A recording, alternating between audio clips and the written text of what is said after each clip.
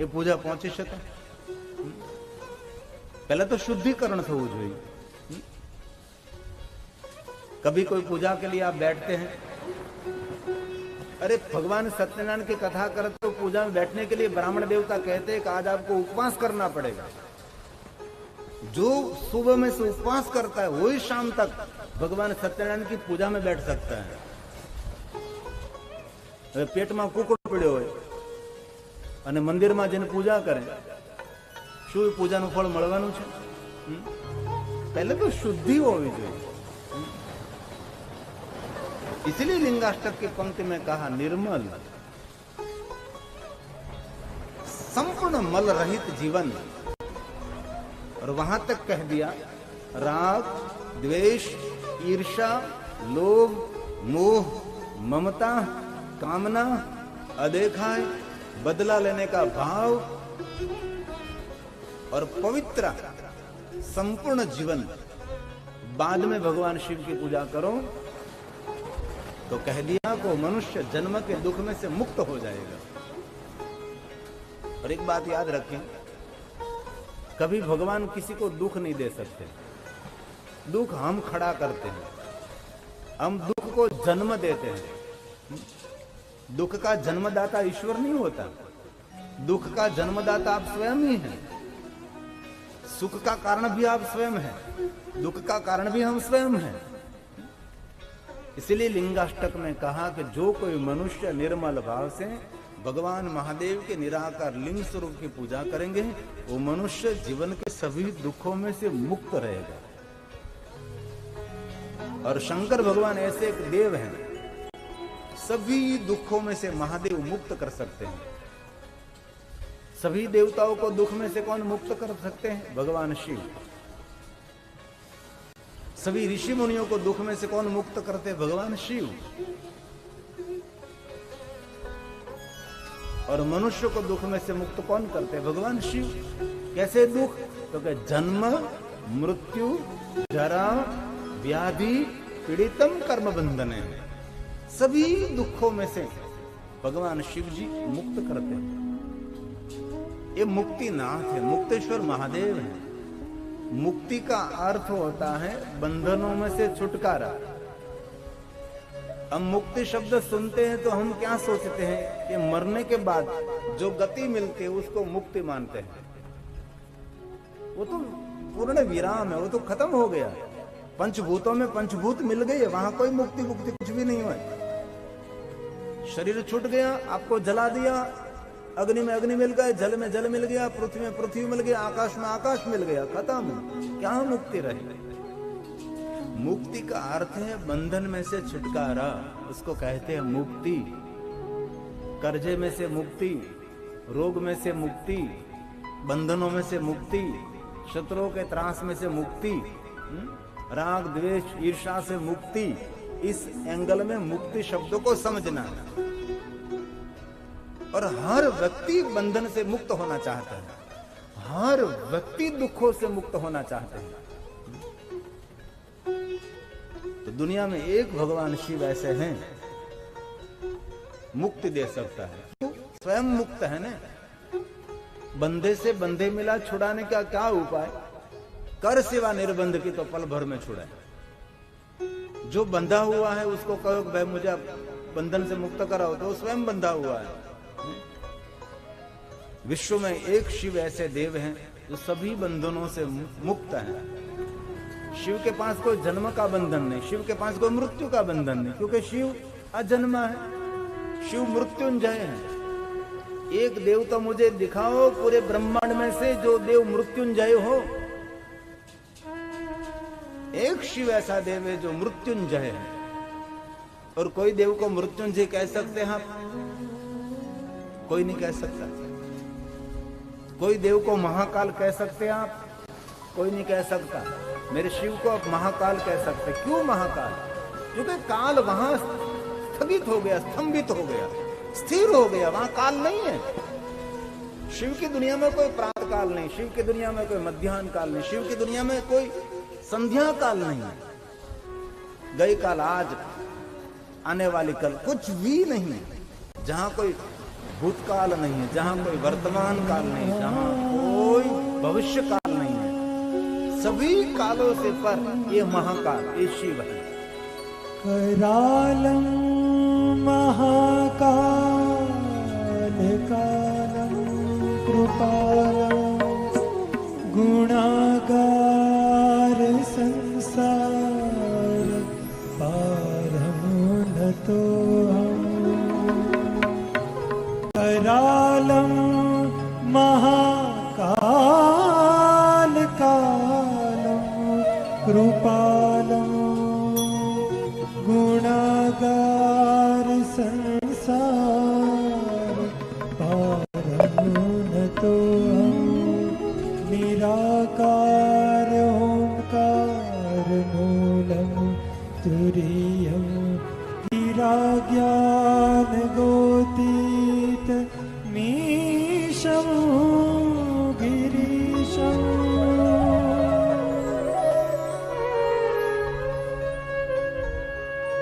काल का काल महाकाल, इसलिए तो शिव जी गले में सर्प को धारण करते हैं। नहीं, क्यों सर्प को धारण करते हैं? काल का संदेश देने के लिए। सर्प क्या है? काल का संकेत। तो काल मतलब मृत्यु, मृत्यु का संकेत और मृत्यु का संदेश देने वाला शिव है। और कोई दुनिया में ऐसा है जिनको मृत्यु नहीं होने वाली? कोई भी ऐसा मनुष्य नहीं कि जिनकी मृत्यु नहीं होती, सबकी मृत्यु होती। और मृत्यु इतनी भयानकता है कि जिनका कोई वर्णन भी नहीं कर सकते। मृत्यु क्यों भयानक है? क्योंकि सब कुछ और सब कोई को छोड़कर जाना है, इसलिए मृत्यु भयानक लगती है ना। मृत्यु से भय इसीलिए लगता है कि यहाँ पूरे जीवन मेहनत करके बहुत कुछ इकट्ठा किया है, कुछ साथ में ले नहीं जा सकते। ये सबसे बड़ा भय है। नहीं कोई बैंक बैलेंस साथ में आता, कितनी कठिनाई है। भगवान को प्रार्थना करो कि कुछ तो व्यवस्था करो, हम बैंक ऑफ बड़ौदा को साथ में लेकर जावे। हमारी पासबुक, हमारा कार्ड, क्या कहते हैं, कार्ड दिखाकर पैसा निकालते हैं। कोई व्यवस्था नहीं है। भाई तो इस बात का है ना, इतनी बड़ी जमीन, इतनी बड़ी फैक्ट्री, इतने बड़े पैसा के डिपॉजिट, इतने सोने चांदी के आभूषण, इतने बड़े वस्त्र, क्या क्या हमने इकट्ठा नहीं किया और कुछ भी साथ में नहीं ले सकते। कैसी विडंबना है। कभी कभी भगवान को कहना चाहिए, भगवान बहुत ज्यादा नहीं लेकिन एक जोड़ कपड़ा तो साथ में लेने की व्यवस्था करो। भगवान का नहीं, जैसे तू माँ के पेट में से आया ना वैसे ही तू जाना है। कोई व्यवस्था नहीं है, एकदम पक्की बात, कोई व्यवस्था नहीं है। ये तो एकदम सत्य बात है ना। इसलिए तो शंकर जी गले में सर्प पहनते हैं ना, कहते काल तेरे गले में पड़ा है, जो कुछ करना आज कर ले। जो हरं सर्पहारं चिताभूविहारं भवं वेदसारं सदा निर्विकारं श्मशाने वसन्नं मनोज शिवं शङ्करं शम्भु मीशानमीडे। शिवं शङ्करं शम्भु मीशानमीडे। ये बात सत्य मानी जाती है। जो तू कल पर छोड़ेगा, काल कब तेरे पास आ सके किसी को पता नहीं। इसलिए मृत्यु को जरूर याद रखना चाहिए। धरती पर से कितने लोग चले गए देखो।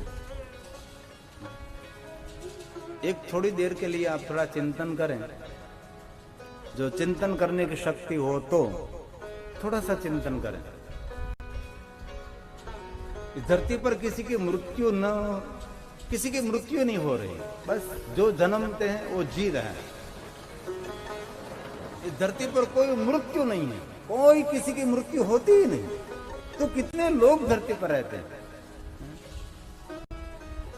कल्पना करो, आपके पिता, उनके पिता दादा, उनका दादा, उनका दादा, उनका दादा, उनका दादा, इसका दादा, इसका कितने दादा। अब एक दादा ने कोई हाचवતું નથી, એટલા બધા દાદાઓ નાખવા ક્યાં બોલ, વિચાર કરો તમે। તો મૃત્યુ છે તો વ્યવસ્થા છે, મૃત્યુ હોય જ નહીં તો આ બધા દાદાઓને ખટારા ભરીને ક્યાં નાખવા ભાઈ, સ્ટીમરો ભરીને દરિયામાં તરતા મૂકીએ તો થાય। કલ્પના કરો, આપ કલ્પના કરો કેટલા બધા જેટલા જન્મે એટલા જીવે તો આ ધરતી પર થાય શું।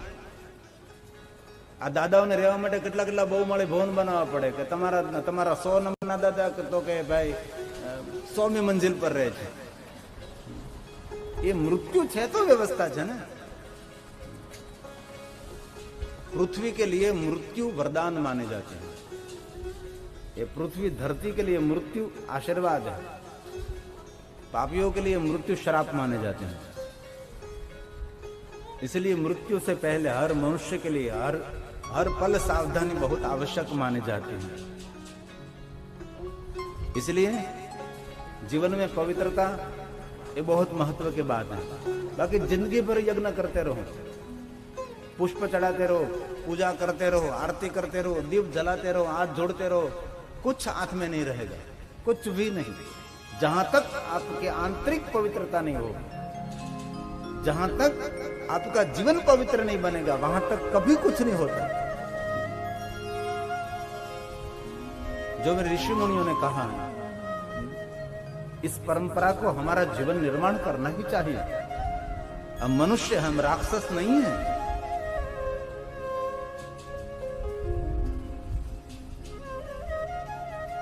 इसलिए जीवन का सत्य है वो, ये भगवान शंकर मृत्यु का संदेश, मृत्यु का संकेत देने वाला देव भगवान शिव है। इसलिए धरती पर आए हैं, जीवन को पवित्र बनाओ, जितना हो सके इतना सत्कर्म करो, पुण्य कर्म करो। बाकी तो आया जो जग में, कब खत्म हो जाए खेल किसी को पता नहीं। और ये छोटा सा कंकर भी साथ में नहीं ले जा सकते। एक पत्नी का पति की मृत्यु हुई सुबह सुबह में 4 बजे। तो पत्नी तो बड़ी पढ़ी लिखी थी, घर में और कोई नहीं रहते थे, पति पत्नी 2 रहते थे। तो पत्नी ने विचार किया कि मेरा पति मर चुका है, लेकिन सब लोग आए, इससे पहले घर की चीज वस्तु में ठीक ठाक कर लो। घर की सभी वस्तु ठीक ठाक कर ली। पति ने गले में सोने का चैन पहना था, वो भी निकाल लिया, घड़ी निकाल ली, पॉकेट निकाल ली, सब कुछ ठीक ठाक कर दिया संपूर्ण। जो पति के गले पर, कई लोग कहते हैं ना बहुत बहुत सोना पहनते हैं, पत्नी ने धीरे धीरे निकाल लिया, सब कुछ ठीक ठाक रख दिया।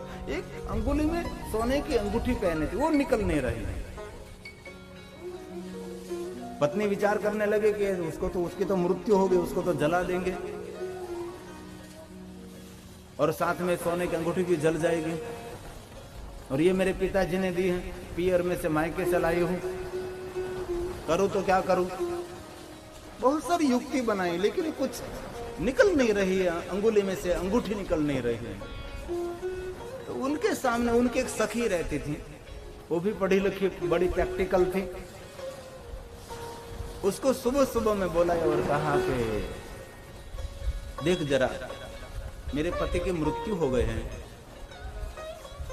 और मैंने सब कुछ ठीक कर लिया है, लेकिन ये जो सोने की अंगूठी अंगुली में पहनी है वो निकल नहीं रही है।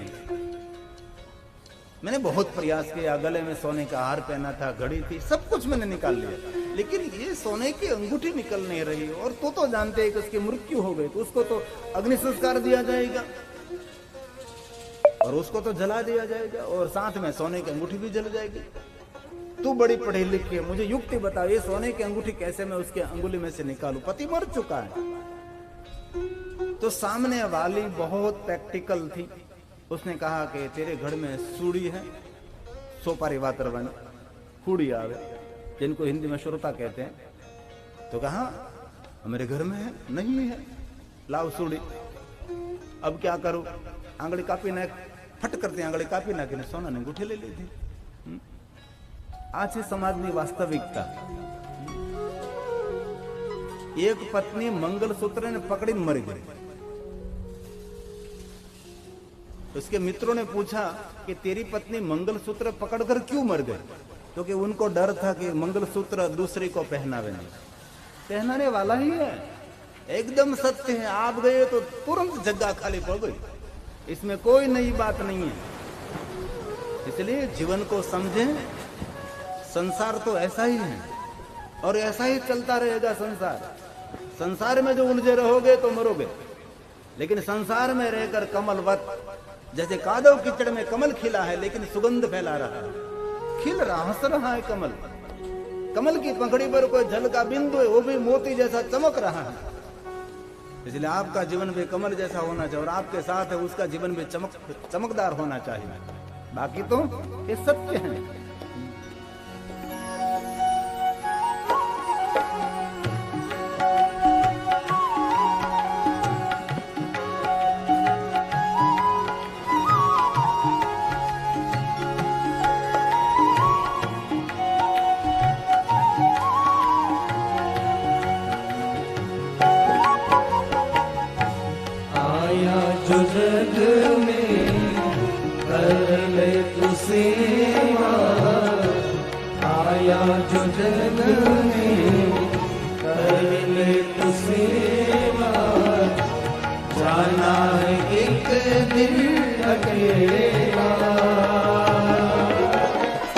भजन तू कर ले शिव का, भजन तू कर ले शिव का, भजन तू कर ले शिव का।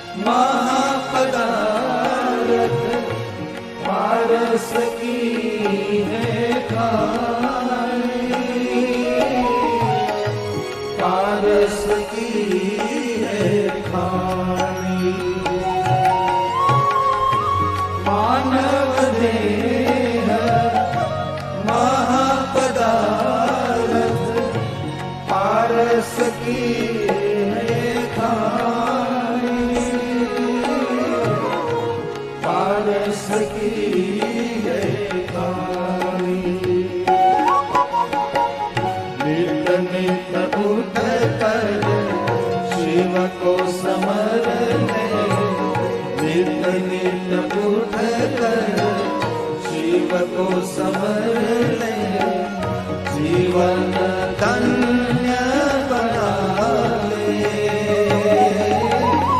भजन तू कर